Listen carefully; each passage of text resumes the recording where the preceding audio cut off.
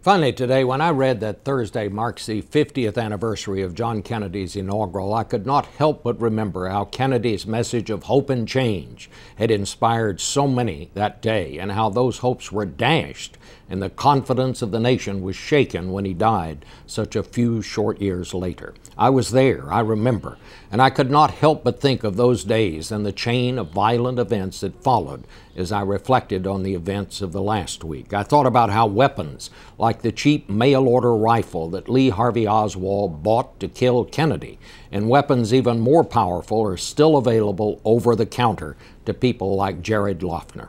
And it made me again wonder, is there not some way that we can change that? Poll after poll and election after election has shown Americans want the right to own a gun, and I believe in that right. But if we can find a way to bar minors from buying alcohol, if we can keep those with bad eyesight from driving, if the Army could find a way to keep Loughner from joining, can we not find a way to keep the mentally deranged from buying weapons? If we do not, violence will become an ever larger part of our politics and our national life, because it cannot be otherwise, simply because technology is making the weapons even deadlier, and the irrational will continue to do irrational things. We can never stop that completely.